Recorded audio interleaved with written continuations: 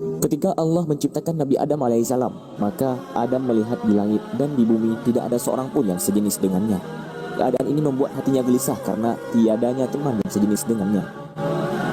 Suatu hari tatkala Nabi Adam sedang duduk, tiba-tiba ia mengantuk antara tidur dan bangun. Allah Subhanahu wa taala memerintahkan malaikat Jibril untuk mengeluarkan tulang rusuk dari pinggang kirinya. Pada waktu itu Nabi Adam tidak merasakan sakit sama sekali. Dari tulang rusuk Nabi Adam tadi, Allah Subhanahu wa taala menciptakan Hawa. Termasuk semua kemanisan, keanggunan, kecantikan, keelokan diletakkan pada Hawa sampai hari kiamat. Allah Subhanahu wa taala juga meletakkan sifat kebersihan, kesopanan pada diri Hawa. Sedangkan semua sifat kerinduan, kecintaan, kesenangan dan kasih sayang diletakkan Allah Subhanahu wa taala di hati Nabi Adam.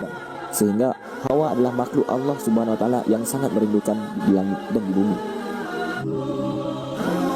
Kemudian Allah Subhanahu wa taala menciptakan pakaian pada Hawa dengan 70 perhiasan dari aneka macam perhiasan surga, memberinya mahkota dan mendudukkannya di atas kursi yang terbuat dari emas.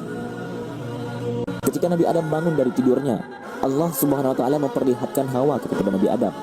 Maka Nabi Adam bertanya kepada Hawa, "Siapa engkau ini? Dan untuk siapa engkau diciptakan?" tanya Adam. Hawa menjawab, "Aku diciptakan untukmu." "Kalau begitu, kemarilah engkau," pinta Adam. "Engkau sajalah yang kemari," kata Hawa. Akhirnya Nabi Adam berdiri menuju ke tempat Hawa.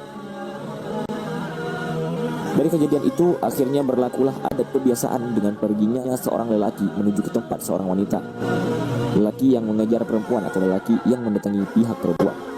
Setelah Nabi Adam dengan Hawa dan hendak memegang tubuhnya, tiba-tiba Nabi Adam mendengar seruan, "Wahai Adam, tahanlah dulu.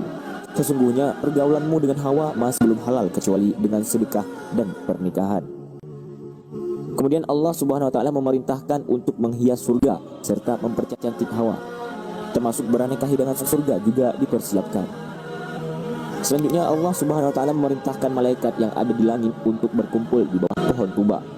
Para malaikat yang sudah berkumpul di bawah pohon tuba memuji kepada Allah Subhanahu wa taala secara terus-menerus dengan sendirinya.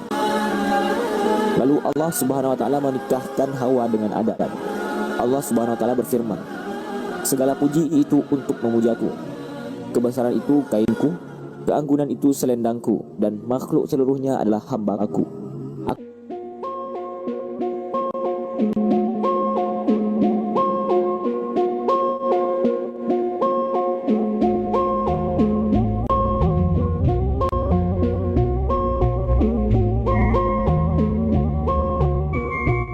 Apa yang harus aku berikan pada Hawa sebagai mas kawin?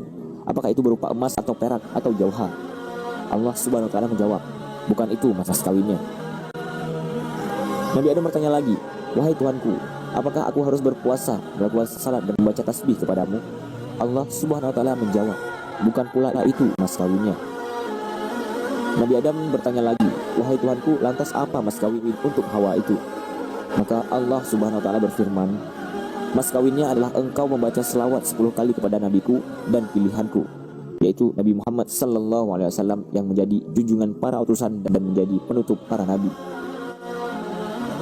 Allah Subhanahu wa taala berfirman kepada Nabi Adam, "Bacalah selawat kepada Nabi Muhammad sallallahu alaihi wasallam sehingga aku menghalalkan Hawa kepadamu." Allah Subhanahu wa taala berfirman kepada umat Muhammad sallallahu alaihi wasallam, "Bacalah selawat kepada Muhammad dan bacalah salam kepadanya sehingga aku mengharamkan neraka untuk kalian, dan bacalah selawat kepada Muhammad sehingga aku menghalalkan surga untuk kalian."